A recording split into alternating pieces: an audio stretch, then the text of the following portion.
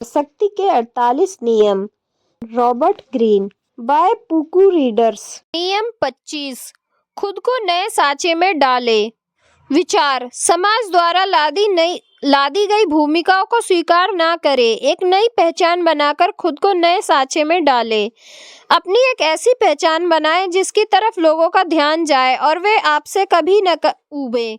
दूसरों की बनाई छवि के हिसाब से जीने से बेहतर यह है कि आप अपनी छवि खुद बनाएं। अपने सार्वजनिक कार्यों और मुद्राओं में नाटकीय तरीकों का प्रयोग करें। इससे आपकी शक्ति बढ़ेगी और आपका कद जिंदगी से बड़ा नजर आएगा। जो व्यक्ति विश्व की इस प्राचीन राजधानी रोम में अपनी किस्मत चमकाने का इरादा रखता है, उसे गिरगिट जैसा होना चाहिए। उसे अपने आसपास के माहौल के हिसाब से रंग बदलना आना चाहिए। उसे हर रूप, हर आकार में ढलना आना चाहिए। उसे फुर्तीला, लचीला, चालाक और अबूझ होना चाहिए। उसे अक्सर दोगला होना चाहिए, कई बार संजीदा तो कई बार विश्वासघाती होना चाहिए, लेकिन उसे हमेशा अपने ज्ञान का एक हिस्सा छिपाना चाहिए। एक ही सुर में बोलना चाहिए, अपने चेहरे का पूरा स्वामी होना चाहिए। जब सामने वाला व्यक्ति आग बबूला हो जाए, तब भी उसे बर्फ की तरह ठंडा होना चाहिए। और अगर वह दिल से धार्मिक ना भी हो, ऊपर दिखाए गए गुणों वाले व्यक्ति का धार्मिक होना जरूरी नहीं है, तब भी उसके चेहरे पर, उसके होठों पर और उसके हाव भाव में धर्म का प्रदर्शन होना चाहिए। उसे चुपचाप कष्ट उठाना चाहिए। उसे अच्छी तरह मालूम होता है कि दरअसल वह पाखंडी है। जिस व्यक्ति की आत्मा इस तरह की जिंदगी से नफरत करती है, उसे रोम छोड़कर चला जाना चाहिए और किसी दूसरी जगह पर अपनी किस्मत चमकाने की कोशिश करनी चाहिए। मैं यह नहीं जानता हूँ कि मैं अपनी तारीफ कर रहा हूँ या बहाना बना रहा हूँ, लेकिन ऊपर दिए गए सारे गुणों में मुझमें सिर्फ एक गुण है और वह है लचीलापन। शक्ति की कुंजी, जिस चरित्र के साथ आप पैदा होते हैं, जरूरी नहीं कि वह जिंदगी भर बरकरार रहे। जो गुण आपको आनुवंशिक रूप से मिले हैं, उनके अलावा माता पिता, मित्र और सहकर्मी आपके व्यक्तित्व को आकार देने में मदद करते हैं। शक्तिशाली व्यक्ति का सबसे मुश्किल काम इस प्रक्रिया की बागडोर थामना है और इस बात से बचना है कि दूसरे लोग अपने मनचाहे सांचे में ढालें। अपने चरित्र को शक्तिशाली बनाएं। खुद पर उसी तरह काम करें जिस तरह कुम्हार गीली मिट्टी पर करता है। यह जिंदगी का सबसे महान और आनंददायक काम होना चाहिए। इससे आप दरअसल एक कलाकार बन जाते हैं, एक ऐसा कलाकार जो खुद का निर्माण करता है। स्वयं के निर्माण की प्रक्रिया का पहला कदम है आत्मचेतना। यह जानना है कि आप एक अभिनेता हैं और आपको अपने हुलिये और भावनाओं का नियंत्रण अपने हाथ में रखना है। जैसा दिदरों ने कहा था, बुरा अभिनेता वो है जो हमेशा संजीदा होता है। समाज में जो लोग अपने दिल की आस्तीन पर लेकर चलते हैं, वे ऊब और परेशानी का कारण होते हैं। उनकी सच्चाई भले ही सबके सामने हो, लेकिन उन्हें गंभीरता से लेना मुश्किल होता है। जो लोग जनता में रोते रहते हैं, उन्हें कुछ समय के लिए तो सहानुभूति मिल सकती है, लेकिन जल्दी ही यह सहानुभूति चिढ़ और आलोचना में बदल जाती है।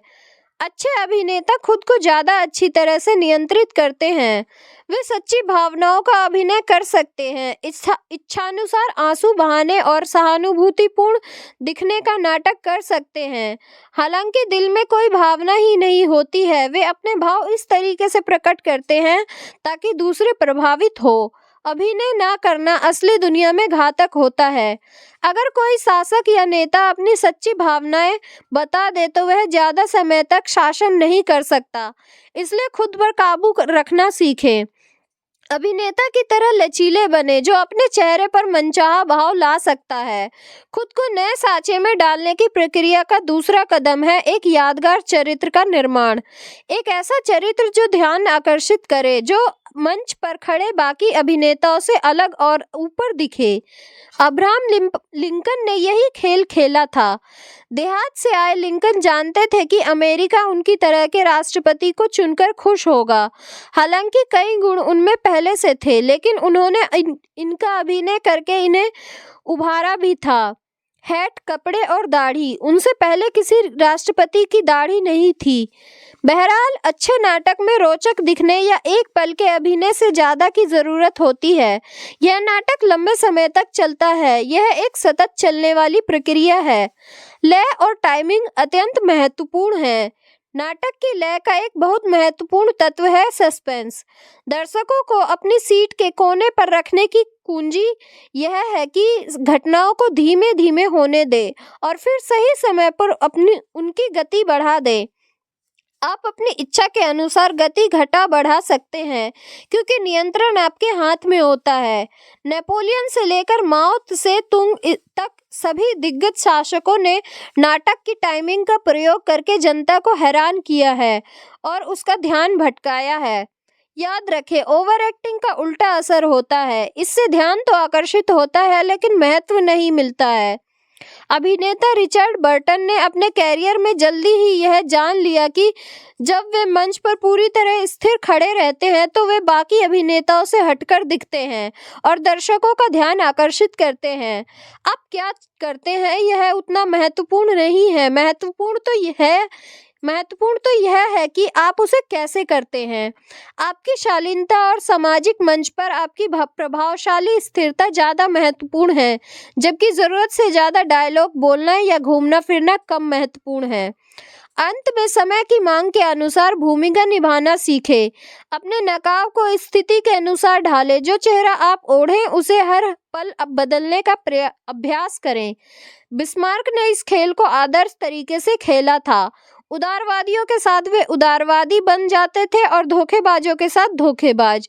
वे पकड़ में नहीं आते थे और जिसे पकड़ा नहीं जा सकता उसे चबाया भी नहीं जा सकता।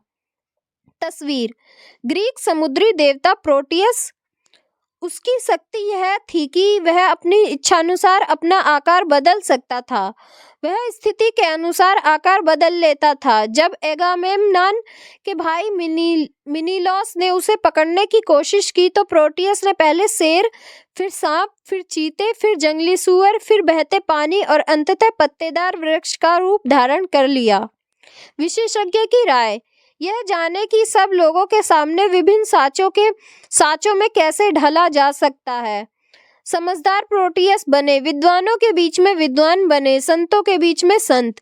यह सबका दिल जीतने की कला है। समान लोग समान लोगों को आकर्षित करते हैं। स्वभावों पर ध्यान दे और जिससे भी मिले उसके अनुरूप ढल जाए।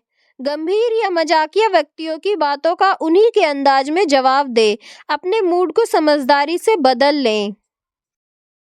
26. अपने हाथ साफ रखें। विचार: आपको कार्यकुशलता और शिष्टता की मूर्ति दिखना चाहिए। आपके हाथ कभी गलतियों और बुरे कामों से सने नहीं दिखने चाहिए। अपने हाथ साफ रखने के लिए दूसरों का प्यादों की तरह इस्तेमाल करें और खुद को बेदाग रखें। सुखद काम खुद करें, दुखद काम दूसरे लोगों से करवाएं। पहला कदम उठाने के कारण लोग आपका एहसान मानेंगे। दूसरा कदम उठाने के कारण आप दुर्भावना से बचेंगे। महत्वपूर्ण मामलों में अक्सर पुरस्कारों और दंडों की जरूरत होती है। खुद सिर्फ पुरस्कार दें और सजा दूसरों के हाथ से दिलवाएं। शक्ति की कुंजी: कभी भार गलतियां होना अपरिहार्य है। दुनिया के बारे में सटीक भविष्यवाणी नहीं की जा सकती। बहरहाल शक्ति के खिलाड़ी अपनी गलतियों की वजह से बर्बाद नहीं होते हैं, बल्कि उन गलतियों का गलत तरीके से सामना करने की वजह से बर्बाद होते हैं। ऑपरेशन करने वाले डॉक्टरों की तरह उन्हें भी ट्यूमर को तेजी से और पूरी तरह से बाहर निकाल देना चाहिए। इस नाजुक ऑपरेशन के लिए बहाने और माफी बहुत भोचरे औजार है, इसलिए शक्तिशाली लोग उनसे बचते हैं। माफी मांगने से लोग अपनी योग्यता या इरादों के बारे में शक करने लगते हैं और यह सोचने लगते हैं कि आप में और भी कमियां होंगी जिनका आपने जिक्र नहीं किया है। बहाने से कोई संतुष्ट नहीं होता है और माफी मांगने से हर व्यक्ति असहज हो जाता है। माफी से गलती खत्म नहीं होती है, यह तो गहरी होती है और फैलती है। गलती होने पर तत्काल खुद पर से ध्यान हटा दे। उसका दोष किसी सुविधाजनक बलि के बकरे पर डाल दे। यह इतनी जल्दी होना चाहिए कि लोगों को आपकी जिम्मेदारी या अयोग्यता के बारे में सोचने का मौका ही ना मिले। समझदारी इसी में है कि बलि के बकरे के लिए आप यथासंभव सबसे बेकसूर शिकार को चुनें। इस तरह के लोग इतने शक्तिशाली नहीं होंगे कि आपसे संघर्ष करें। उनके मासूम स्पष्टीकरणों को देखकर लोगों को लगेगा कि वे कुछ ज्यादा ही स्पष्टीकरण दे रहे हैं। इस तरह से उनके स्पष्टीकरण उनके अपराध बोध की निशानी बन जाते हैं। बहरहाल सावधान रहें और किसी को शहीद का दर्जा ना दिलवाएं। यह महत्वपूर्ण है कि आपको परेशान नजर आना चाहिए। आप उस कुशल लीडर की तरह दिखें जो अपने आसपास के लोगों की अयोग्यता का शिकार हुआ है। अगर बलि का बकरा बहुत कमजोर नजर आता है और आपका दंड बहुत ज्यादा क्रूर दिखता है तो आपका दांव उल्टा पड़ सकता है। इसलिए कई बार आपको थोड़ा शक्तिशाली बलि का बकरा खोजना चाहिए ताकि उसे आगे चलकर कम सहानुभूति मिले। इतिहास में बहुत से उदाहरण है कि करीबी सहयोगी को बलि का बकरा बनाना कितना महत्वपूर्ण होता है। इसे प्रिय व्यक्ति के पतन के रूप में जाना जाता है। लीडर के रूप में आपको कभी अपने हाथ भद्दे कामों या खून से गंदे नहीं करना चाहिए। आपको बुरी रोशनी में नहीं दिखना चाहिए। ऐसा नहीं लगना चाहिए कि आप अपने उच्च पद को कलंकित कर रहे हैं। लेकिन अपनी शक्ति को बनाए रखने के लिए आपको दुश्मनों को कुचलना पड़ेगा और कई गंदे काम करने पड़ेंगे। आपको ऐसे मोहरों की जरूरत है जो आपके लिए वे गंदे और खतरनाक काम कर दे। बलि के बकरे की तरह मोहरे भी आपकी छवि को बेदाग बनाए रखने में मदद करेंगे। मोहरा आम तौर पर ऐसा व्यक्ति होना चाहिए जो आपके करीबी समूह के बाहर का हो। उसे यह समझ में नहीं आना चाहिए कि उसका इस्तेमाल हो रहा है। आपको ऐसे भोले लोग हर जगह मिल जाएंगे जो आपका काम खुशी खुशी करेंगे, खास तौर पर तब जब आप उन्हें बदले में इनाम दें। उन्हें लगता है कि वे मासूम और उचित काम कर रहे हैं जबकि दरअसल वे आपके लिए मैदान साफ कर रहे हैं, आपकी दी गई जानकारी को फैला रहे हैं और आपके प्रतिद्वंदियों को नुकसान पहुंचा रहे हैं। इस तरह वे अनजाने में ही आपके उद्देश्य की पूर्ति में अपने हाथ गंदे कर रहे हैं जबकि आपके हाथ बिल्कुल साफ हैं। मोहरे का इस्तेमाल करने का सबसे आसान और प्रभावकारी तरीका यह है कि उसे ऐसी जानकारी दे दी जाए जिससे वह आपके चुने हुए आदमी के सामने फैलाए। झूठी या गलत जानकारी एक सशक्त औजार है, खासकर तब जब कोई ऐसा आदमी इसे फैलाता है जिस पर कोई शक नहीं करता है। इसकी वजह से आपके लिए मासूमियत का ढोंग करना बहुत आसान हो जाता है और कोई भी यह शक नहीं करता है कि वह जानकारी आपने ही वहां तक पहुंचाई है। जल्लाद की भूमिका निभाने या बुरी खबर सुनाने के लिए किसी दूसरे का इस्तेमाल करना चाहिए जबकि आपको सिर्फ खुशी और आनंद की खबरें ही सुनानी चाहिए। तस्वीर बेगुनाह बकरी। प्रायश्चित के दिन प्रमुख पुजारी बकरी को मंदिर में लाता है और उसके सिर पर हाथ रखकर लोगों के पाप स्वीकार करता है। फिर वह उन लोगों के गुनाह को उस बेगुनाह जानवर पर लाद देता है और उसे ले जाकर जंगल में छोड़ देता है। लोगों के पाप और दोष उस बकरी के साथ ही चले जाते हैं। विशेषज्ञ की राय, मूर्खता करने में मूर्खता नहीं है बल्कि उसे ना छिपा पाने में है। गलतियां सब करते हैं लेकिन समझदार लोग अपनी गलतियों को छिपा लेते हैं। प्रतिष्ठा इस बात पर इतनी निर्भर नहीं करती कि क्या दिखता है जितने कि इस बात पर निर्भर करती है कि क्या छिपाया गया है। अगर आपसे गलती हो गई हो तो सावधान रहें।